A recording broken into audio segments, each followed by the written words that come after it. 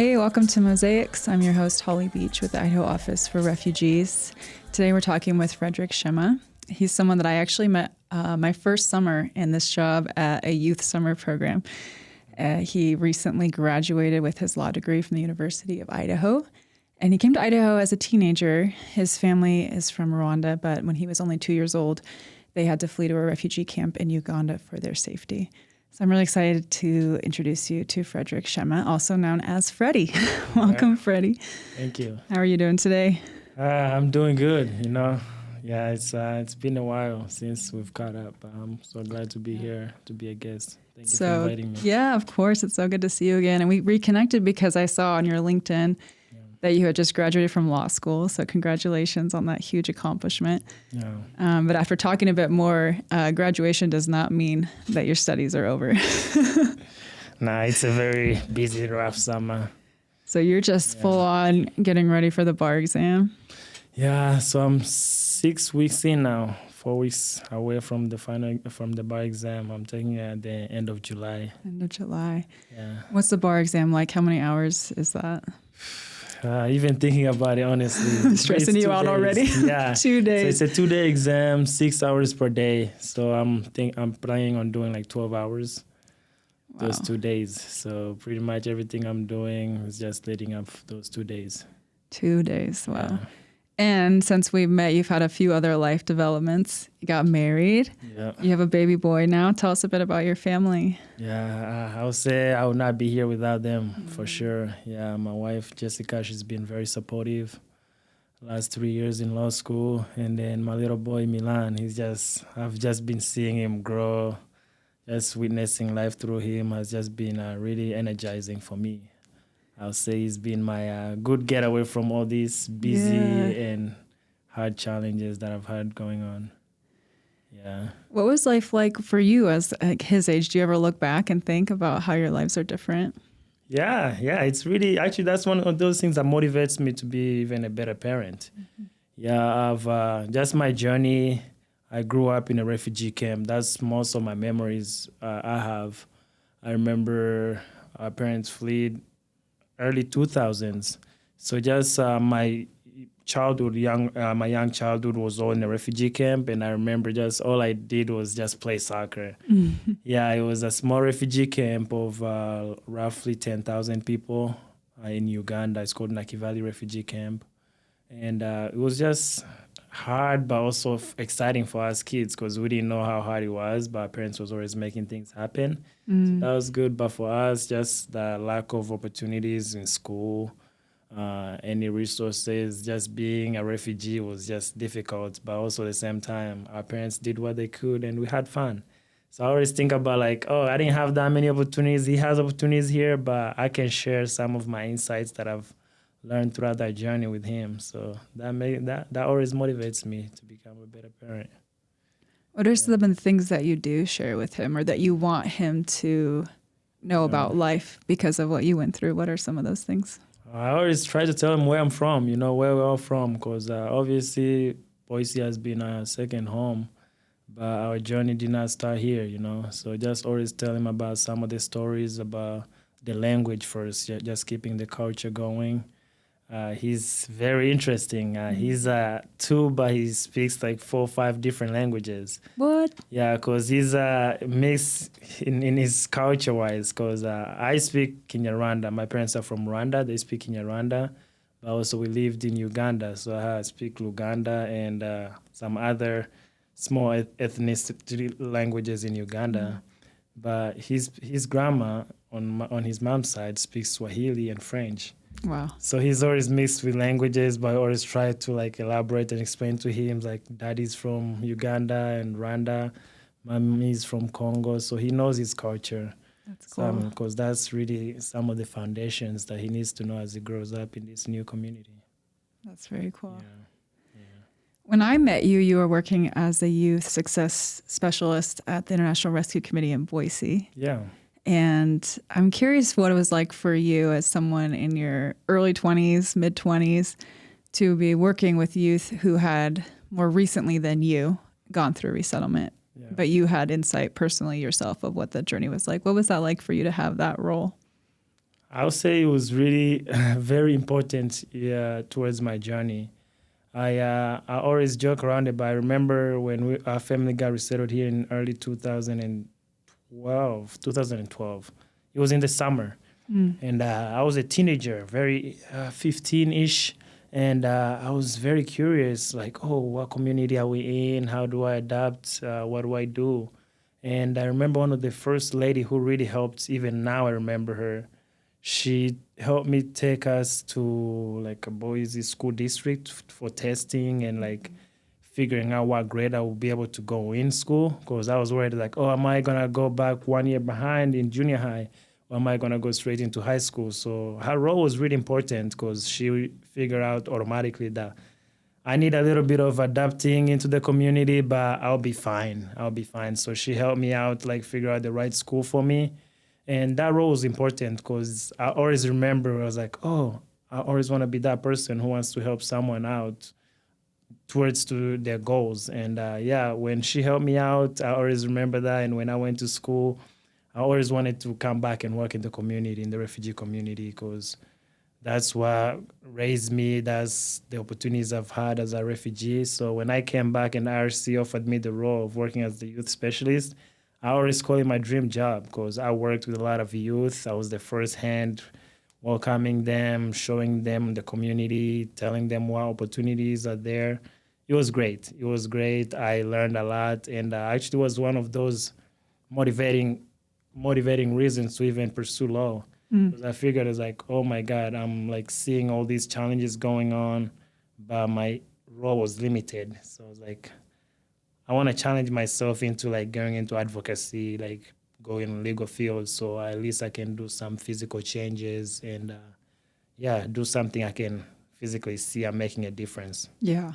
Yeah, so that was a good motivation for me, and I loved inspiring and working in the community with the youth. Yeah. Yeah. Yeah, you were so good at it. Yeah, I enjoyed it. I worked with a lot of people. I'm more into like, let's create that relationship, let's see what we can do to improve. And I was always in schools advocating, figuring out what programs are there for the youth.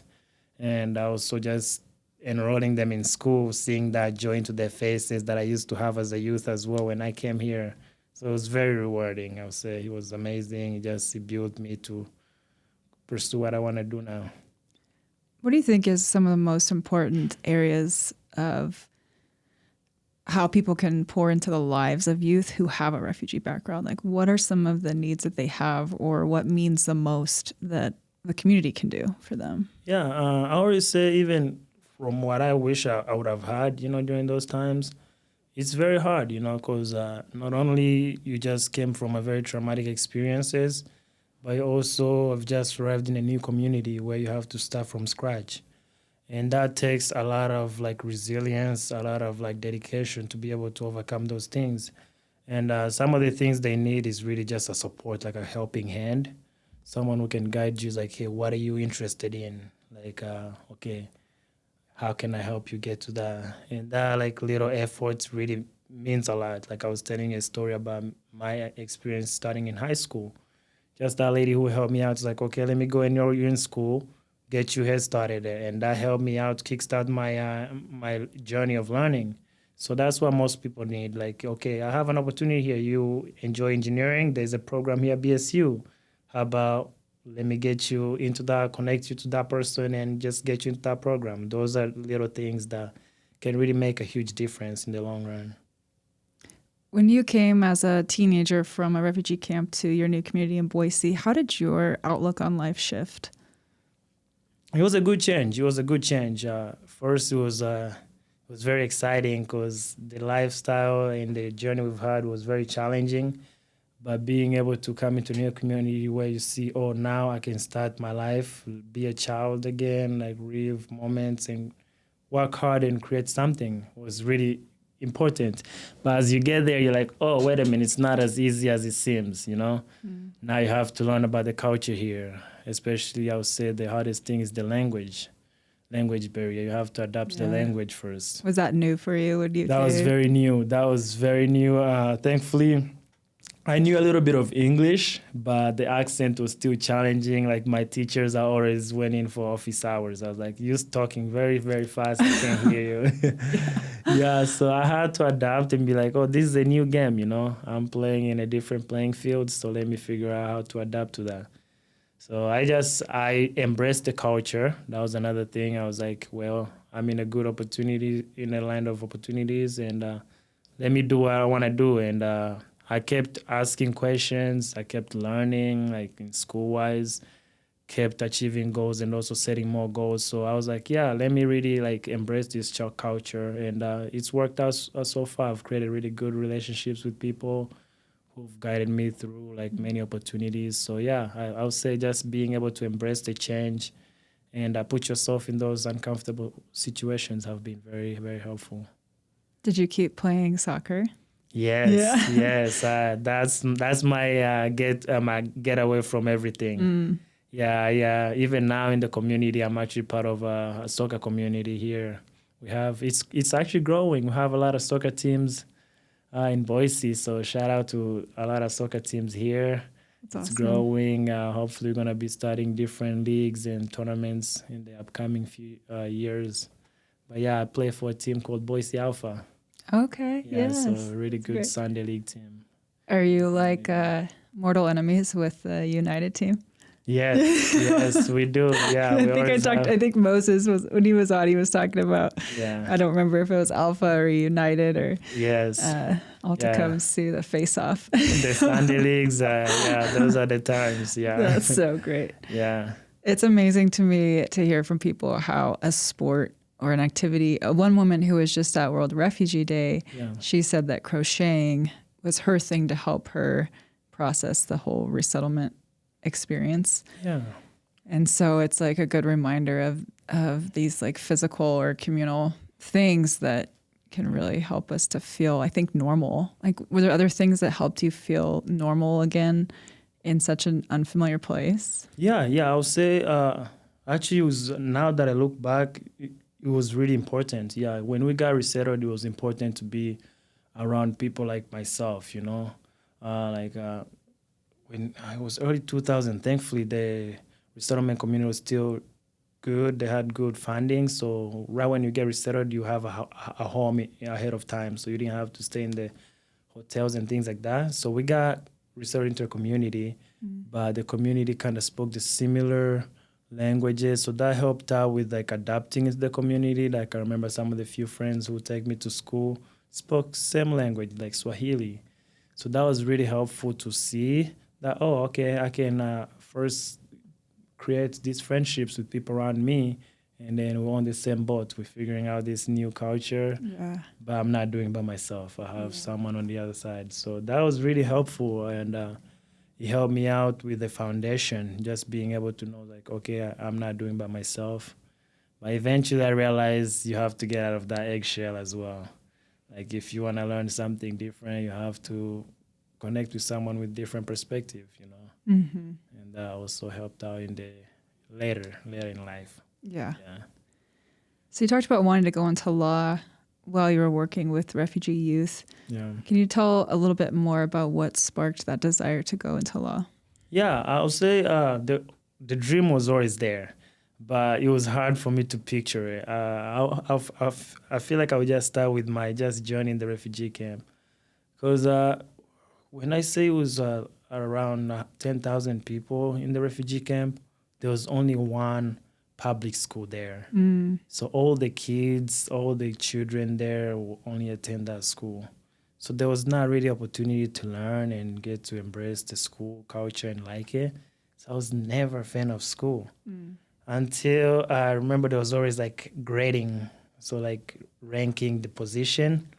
And one year, this was like before I was like in kindergarten or second or third grade, I ranked very poorly, like very poorly, like at the end. But the class was a class of more than 100 students. So my parents didn't really look into it, but for me, it was hard. I was like, oh, I better start taking school very serious. So then I was like, where am I? Like, how can I take schools very serious in this community? And I was just witnessing a lot of injustices, a lot of bad things, but you couldn't do that much, nothing you could do to change. So I was like, let me really start, like all I can do is what I can do. And that was school. I started loving school. I was learning, and I started performing well in school. So when we got here, as straight into high school, I still embraced the culture. I was like, I just want to pursue higher degree and see where it takes me. It wasn't until 2017 I was doing my undergrad at University of Idaho in Moscow, and that's when I started thinking about my journey. How did I get here in Boise? How did my family get here in America? How did we get lucky to get resettled? And that's when I started thinking about the question of resettlement. Like, oh, how does that work? You know, because obviously we got lucky to get here, but you have to think about the bigger picture of it. And there was a desire where I did a research project actually back in the refugee camp where we came from. And that research was, how does refugee resettlement work? And that really was eye-opening for me, is knowing like there's really hurdles towards resettlement. That's usually not the only solution. Yeah. And when I went back, You went back to the camp. I went back in to the same college. refugee camp. Yeah, I met some of my friends that we grew up still there. Wow. Yeah, so it really I realized how lucky I am to be here in the position I'm in. And I was like, well, in order for me to want to make a change is like to try to challenge myself to like get to the higher position where I can at least make an impact, you know. And when I came back after that research, I was like, well, I wish I don't have resources to give back to the community, because everybody was very excited about me, but they thought I was there to help. Yeah. Yeah, but I was like, I'm still figuring out life as well. Yeah. But that was really empowering and inspiring for me. I was like, yeah, I wanna be the change, you know. I wanna be able to follow my dreams and make a difference. So yeah, that's really what motivated me to come back and pursue my law degree, because I realized how lucky I am to have opportunities to go to school, opportunities to pursue higher education and like seek legal knowledge that I can at least share in the community, locally, or even on the bigger scale. Yeah. What's your ideal career in law look like? Do you have a certain part of law that would align really well with what your goals are? Yeah, I don't want to strictly limit myself. I'm still open-minded, because whatever opportunity comes, I'm really willing to learn. I've always had to pivot in my life and just learn different things. But immigration is where I have a lot of interest in it, because I came as a refugee. I'm involved in the community, seeing a lot of refugees need help with citizenship, also with the situations happening right now. So yeah, just being able to share my knowledge in the immigration field in the refugee community, that's on a low scale, but also on a high scale. I always wanted to work with the United Nations. So maybe at some point in the future, with the experience, being able to help with policy making that help support refugee lives and things like that. But for now, I really want to get to learn, get to work, and just build on experience from there. Yeah. What are your thoughts and feelings around the situation right now when it comes to resettlement policy in the U.S.? It's very uncertain. It's very uncertain, especially as young lawyers starting right now. We're not sure what to expect, and it's scary. It's scary for the refugees right now who have families coming, and now they're on hold. It's scary for some refugees who haven't got their citizenship, still on green card. Yeah, so it's very scary times, but hopefully we can do the small work and find some certainty in the future. Yeah, but it's very tough situations right now, you know. All we can do is just do the little things, and eventually, hopefully, that will make some change, you know. Yeah. What's Idaho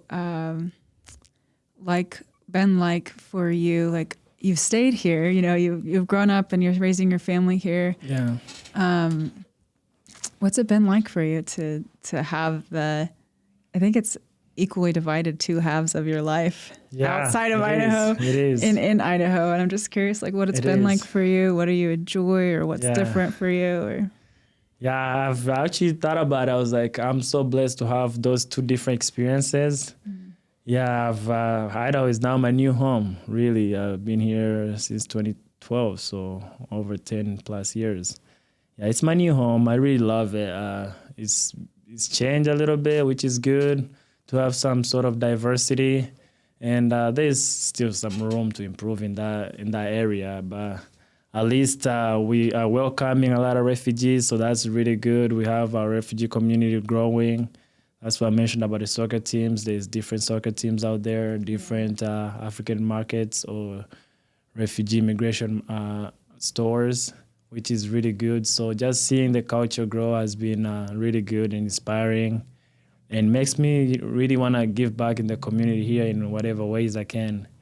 But yeah, I really love how open-minded people are starting to look at things, because that's how life should be, you know? Yeah. We just had our World Refugee Day celebration. I don't know if you made it. I didn't make it. There were it. so many people there, so I if you wanted to did make it, yeah. But it was really cool to see. Yeah. It was at the West Bench Farmers Market, which was a new site for us this year. So I thought, is anyone going to come? You know, that kind of feeling. And it was beautiful. Like so many different cultures represented, and families laying out their blankets and making more like a picnic style with little kids in their, like, especially the Afghan little dresses, and like the girls all dressed up, and like little boys playing soccer, and people Boise Bicycle Project brought their bike maze, and people were really biking around, and there's always different food. And I just felt so, like, my heart felt so full seeing all the different cultures of Boise in that one place with dancing and celebration. And it was just really come as you are. Whoever you are. It was very cool. We need to do more of those things, actually. I think that's how we can embrace the change, you know? Because, I was always, that's why I enjoyed the life in the refugee camp. We didn't have much, but we made it very exciting. So, like, celebrating, like, Independence Days for whichever country that some refugees are from. Those little things like talent shows, doing some cool things that bring the community together. That's what we need right now. I loved, like, when the little choir, the kids choir sang, and all the moms with their phones were like on the other side videoing. I'm just like, I love this. And there was such like a pride and acceptance about it. And it was funny. I was at the market the week before, and there's an Indonesian vendor and a newspaper designer I used to work with who I haven't seen in years. He was there, and his grandma's Indonesian. So he was like, I got to see, you know, I got to try the Indonesian food. And we got to catch up and talk. And I'm just like, wow, this, I love that about community. Just like sit and have a meal with someone you didn't expect to see there. But I just think Boise is so, it makes me so happy as someone who grew up here to see that kind of like global heritage, right? That exists. It is right here.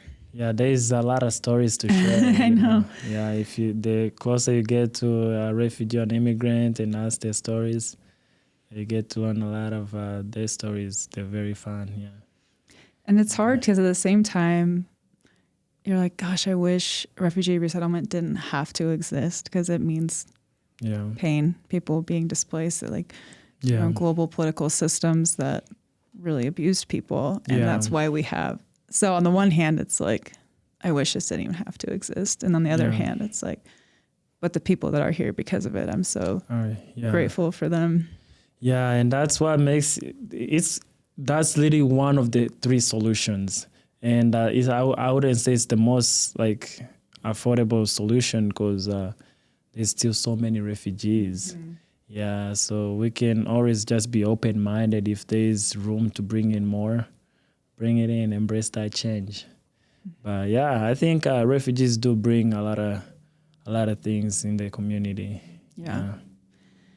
And you've talked in your work about, you know, racial justice in the scope of humanitarian work. And how do you think about that, especially working in refugee resettlement?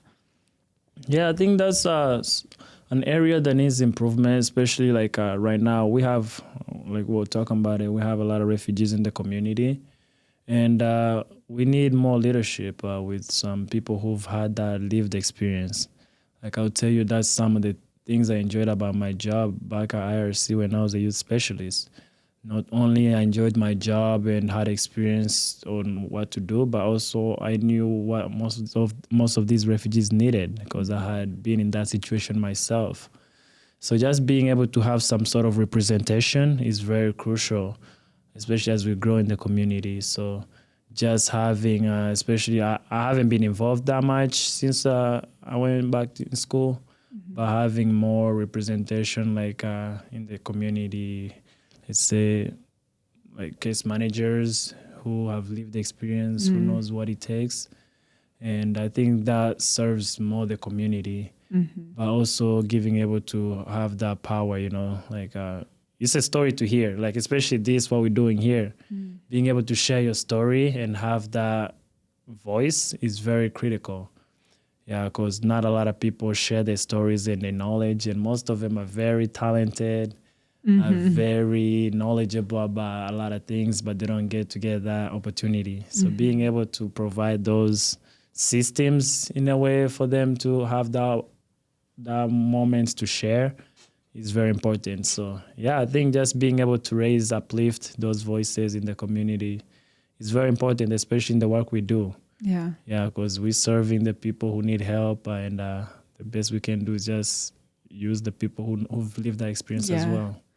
Yeah, that's what I love to see. Like in the resettlement network, there's community advisors you probably worked with at IRC, and it is neat that most of them have the different language, cultural backgrounds that they can really relate to the newer families as they get settled. And then I just see this cycle going on of like someone gets resettled, they have that initial period of getting acclimated or like figuring out, okay, this is my new place, here's where I fit, and then them turning around and giving it right back to all of us, Yeah, and that's usually easy. You feel it doesn't even feel like a job. If it's like, oh, I know what stage you're in. Let me help you out, get through that, and you'll be fine. Yeah.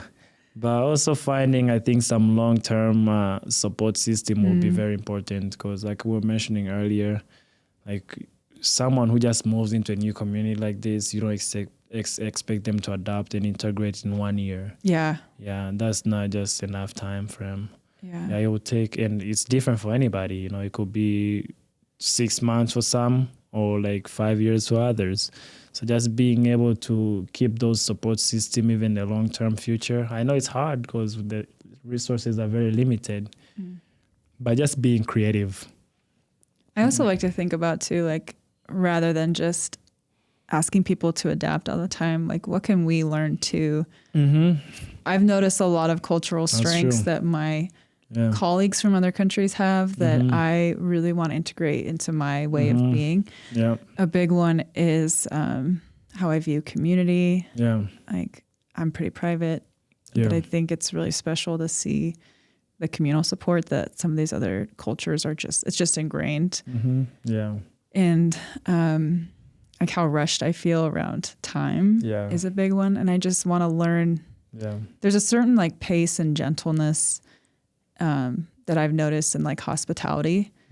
And so it's not just like, oh, come and get used to, it's like, well, how can we bring it all together? Because there's different strengths and ways of being that are really cool when they can all just like belong together. Yeah, that's critical, especially right now, because we have to embrace that. Because if we need diversity, you have to be able to adapt as well to them.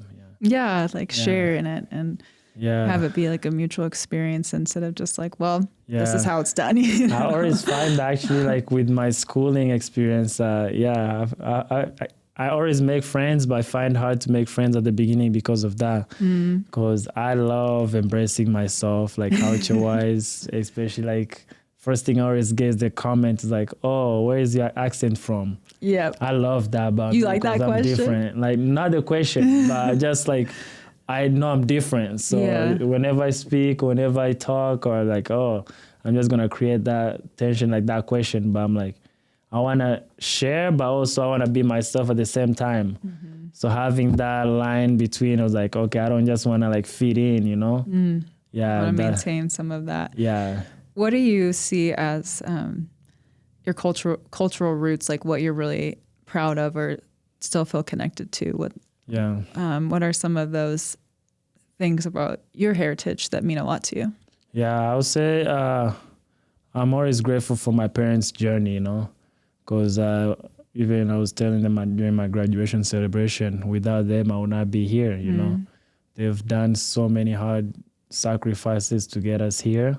So first and foremost, I always embrace their journey to get us here. So like the struggles in the refugee camp, I take that as a positive because that built up my mindset, my mentality. Because I know if I've survived that, I can survive anything, you know.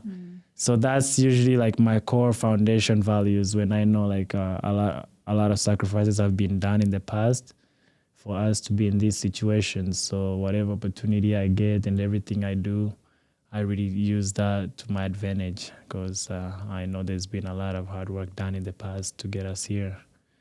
So I don't take anything for granted. Yeah. Do you still have a big extended family here in Boise? Yeah, so I have a family. It's growing now, actually. Not even in Boise. It's going now, even different states. Yeah, but most of my family here. I have my cousins, and I have my nephew here. So is my cousin by his big brother. Yeah. To me, we grew up together, That's and cool. He's been my role model here. Are your kids about the same age? Or? He's older, so his boy is 5. Okay. But he's my boy. Like we go play soccer together. He shows up and he hangs out with my son and his other cousin. So our family is growing, but I also have family who live in Houston. Okay. Yeah, but also have family back home in Uganda where we stay in contact and trying to get them here. Yeah. Yeah. Are they in the refugee camp or somewhere else there? Some are in the refugee camp. Others have tried to get out and just kickstart their life in Uganda. Yeah. Is it at the point where any of your relatives have been able to return to Rwanda, or is it still not safe for them there? Yeah, it's not feasible. Yeah, because I don't think our parents have been able to go back since we left after the genocide.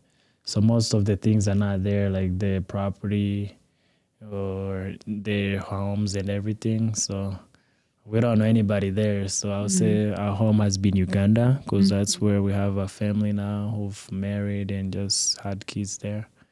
Yeah, but I want to go check it out. I want to check out Rwanda and see how that is. Yeah. Because you went to Uganda in 2017. Yeah. So it's been a few years now. Would you have any dreams of going back with your current family now? Yeah. That's always been my dream. I want to really go back and make a change. Yeah, one of my small dreams and hopes is to start kind of like a nonprofit there. Okay. Yeah, because I remember just my childhood, how tough it was and what resources I needed. So if I'm in a good position where I can give back, that's one of the things I want to do. So going back in the community, maybe start like an academy or anything to inspire the younger generation there. Because like I mentioned, resettlement is not always the solution. So being able to embrace where you are, especially when I went back in 2017, most of my young friends that we grew up together, they had no way out, you know. Yeah. By being able to inspire them where they are, knowing that even if there's no resettlement, we can still make a good life from the situation that we have. Give So resources and hope. Yeah. Because I know looking at the numbers, resettlement is a tiny sliver of the solution for all the people who are displaced. It's like less than 1% get to be resettled in a third country. So you have to be lucky. Yeah, but then it's like, what about all the rest? Like, so meeting them there where they are. So hopefully, I can do that and provide and give back to the community that made me. So that's one of my hopes in the future. And you said did you say your wife was from the DRC? Yeah. Okay. Did her family also resettle in Idaho? Yeah, we met here in Idaho. But her family is originally from DRC, but she also, her journey is similar to mine. She lived in another refugee camp outside DRC before she got here. But luckily, our paths crossed here in Boise.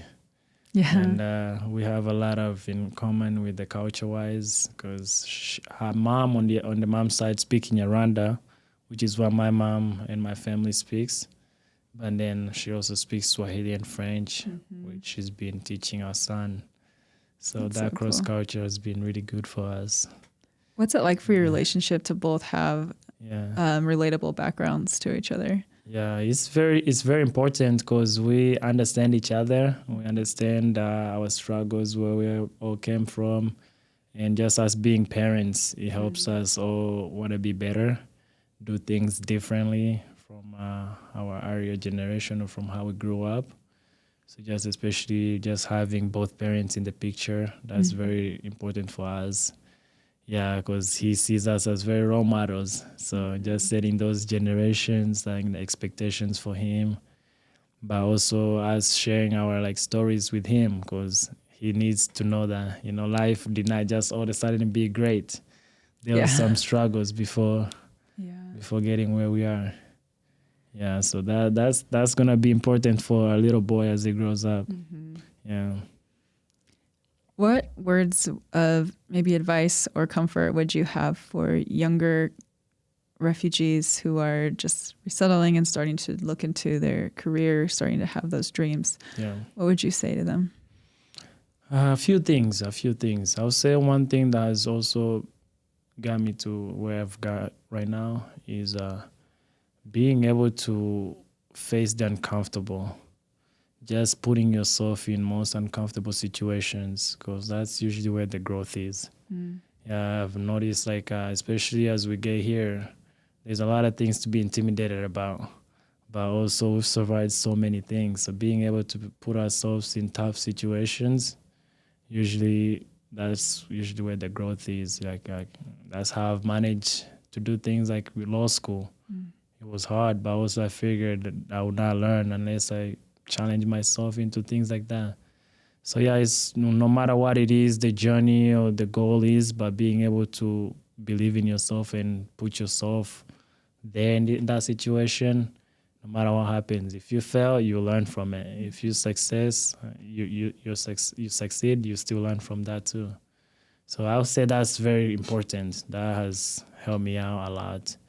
But also being able to embrace the relationships, because I would not be able to make it here by myself. There's been a lot of people who've done so much background work to get me where I am here. So being able to accept that relationship, also create them. It goes both ways. Someone can just believe in you. You have to do something for them to believe in you. So maintaining those relationships, I've had a lot of good mentors who even to this point are staying in touch. They've been very helpful, opening opportunities for me. Yeah, but also I would say, that one. And then the last one I would say is always remember your why. Why did you start in the first place? Why are you here? Because we all have our own purposes in life. So the moment you figure that out and you keep that in mind, you overcome everything. Yeah. What's the why that you hold on to the most? Yeah, that's a really good question. Yeah, I know I'm trying to think of mine now. Yeah, no, my why, I would say I found my purpose when I found my family. Yeah, when my wife and I got married and got the birth of our son, that gave me purpose in life. Because now I have a family that depends on me, that I want to set expectations for, show them that anything is possible. So being able to have that reason to wake up every day to support them, but also create opportunities short-term and long-term for them, has given me a lot of purpose in life. So even when I get tired, I feel like I can't do it. I have little men looking up to me, Recently, it was so funny, we're talking, he said, he knows whenever we pass by the law school, he's like, oh, that's daddy's school. Daddy wants to be a lawyer. So I was like, I can't let him down, Yeah. So cute. So yeah, that's really one of my biggest why. Yeah. And then also being a role model in the community. I want to show anybody who's going through a refugee experience, knowing that, hey, if Freddie can do it, I can do anything I want to do too. Yeah. It's been cool the last year or two to see you graduate law school, another colleague, Georgette, graduate law school. We have a lot of different students graduating with their social work degree from Boise State who have a refugee background. Yeah. So it's been fun to get to chat with all these young leaders who are doing what they want to do in roles that I know will be so crucial to so many lives, especially like having an attorney that knows a little bit about what you've gone through, and or having a social worker who speaks your language, how much more you can relate and feel safe. Yeah. It's just been cool to see people like really rising to the moment. It gives me hope right now. What's been something giving you hope lately? Yeah. Well, I would say just seeing how everyone is embracing the challenges. Yeah, that's really hopeful because like you mentioned, a lot of us who've been here now for a little longer are starting to break out into our own roles, like figuring out things we want to do in life. But it's very hopeful that everybody now is trying to do something to make a difference. Yeah, like whether it's being in law school or social work, but everybody wants to pinch in the community and create that sort of like our own culture, because this is our new home. So being able to embrace that and bring that home to us is very hopeful, especially like you were telling me about the World Refugee Day.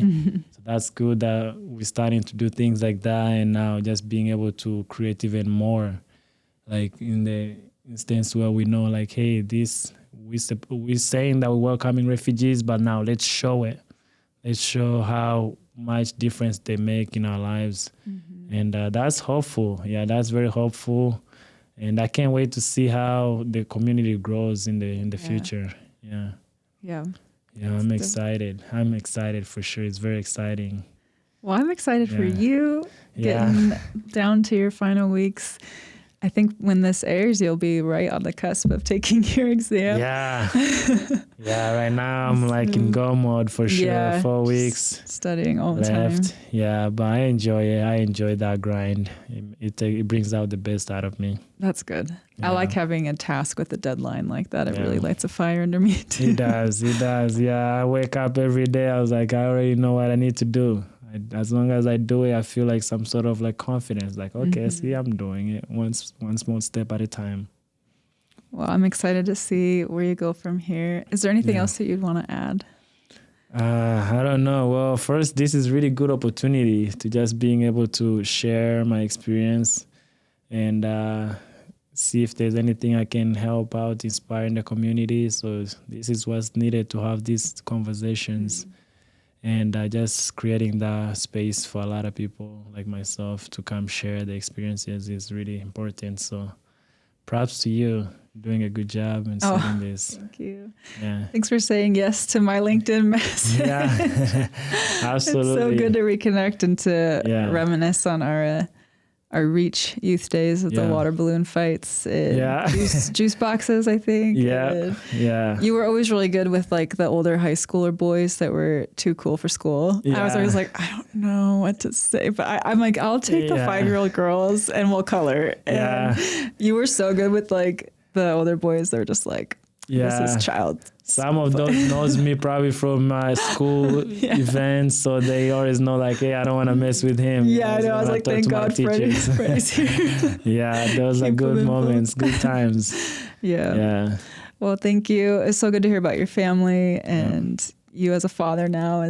I'm so proud of you and all that you're doing, and congrats again on your huge accomplishment of graduating law school. Yeah. And I do have hope in the future of leaders like you. So thank you so much for joining us today. Thank you. I appreciate it. Yeah, so glad to be able to share my story. I gave you a little break from studying, but now you got to go back. I got to go back. Our time's over. Yeah, you won't hear from me until after the bar exam. All right. Yeah. Well, thanks, Freddie. Thank you. We'll talk to you next time.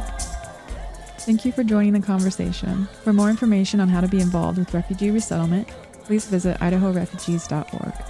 Mosaics is produced by the Idaho Office for Refugees with grant support from the MJ Murdoch Charitable Trust. Music by the Afrosonics. Production in partnership with SB Studios.